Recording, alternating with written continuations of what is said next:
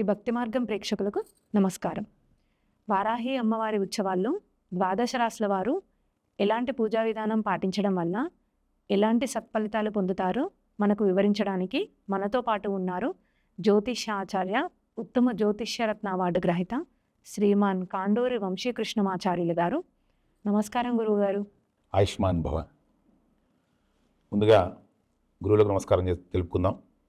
ఆపదాపహత్తారం ధాతారం సర్వసంపదాం లోకాభిరామం శ్రీరామం భూయోద్భూయో నమామ్యహం.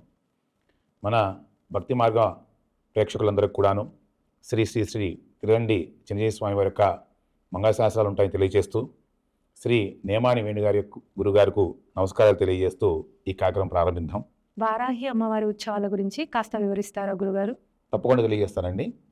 మనకి ఆషాఢ మాసంలో వచ్చేటువంటి యొక్క అమావాస్య నుండి 9 రోజులకు మనం వారాహి ఉత్సవాలు నిర్వహిస్తూ ఉంటాం.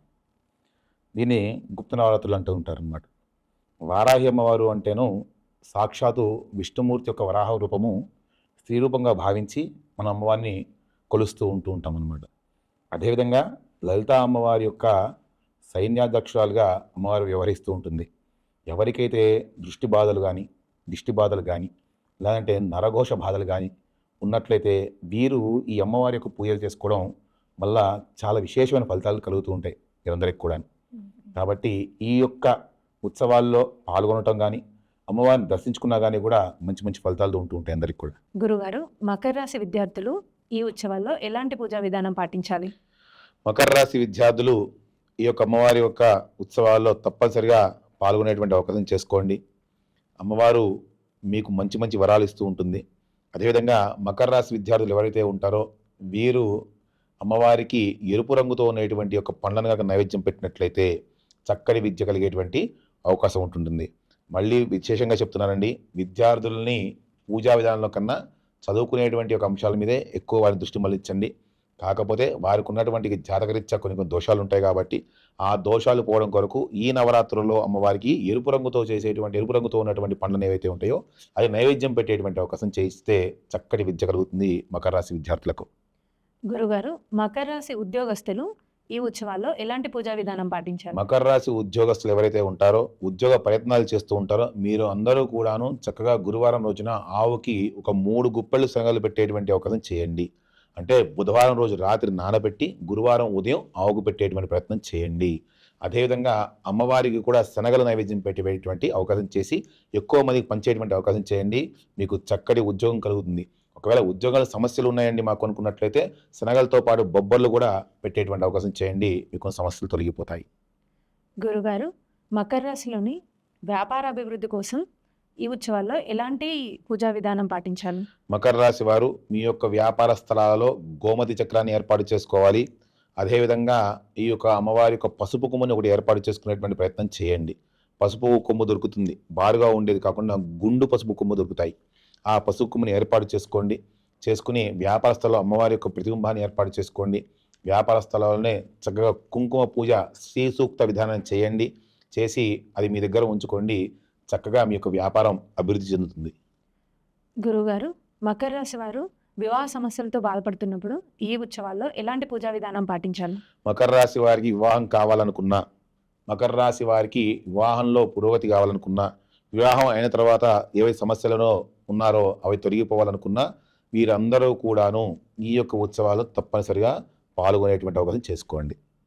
వీరేం చేస్తారయ్యా అంటేను, ఎట్టి పరిస్థితుల్లో కూడాను మకర రాశి వారు ఎక్కడున్నప్పటికీ కూడా అమ్మవారి ఉత్సవాల్లో కావాల్సిన ద్రవ్యాలను మీరు ద్వారా ఇచ్చినట్లయితే మీకున్న సమస్యలు తొలగిపోతాయి. ద్రవ్యాలంటే ఏమి ఇవ్వాలండి? పసుపు, కుంకుమ అవే ఉంటాయి. మీ దగ్గర ఎవరైతే పూజ చేస్తున్నారో ఆ పూజలో కావాల్సిన సామాన్లు ఏవైతే ఉంటాయో ఆ ద్రవ్యాలు మీ చేతుల ద్వారా ఇచ్చినట్లయితే మీకున్నటువంటి సమస్యలు తొలగిపోయి చక్కటి లాభం కలిగేటువంటి అవకాశం ఉంటుంది. గురుగారు, మకర రాశి వారు భూ సమస్యలతో కానీ కోర్టు సమస్యలతో కానీ బాధపడుతున్నప్పుడు ఈ ఉత్సవాల్లో ఎలాంటి పూజా విధానం పాటించాలి? మకర రాశి వారు క్రమ తప్పకుండా అమ్మవారి ఉత్సవాల్లో పాల్గొని ప్రతిరోజు సాయంత్రం అమ్మవారికి కందదీపం వెలిగించాల్సిందే. మీరు కూడా వెలిగించాల్సిందే. ఎవరైతే భూ సమస్యలతో ఉంటారో వారు అందరూ కూడాను ఎరుపు రంగు నూనెతో, ఎరుపు ఒత్తులతో కందదీపం వెలిగించినట్లయితే ఈ సమస్యల నుంచి మీరు తొందరగా బయటపడేటువంటి అవకాశం ఉంటుంటుంది.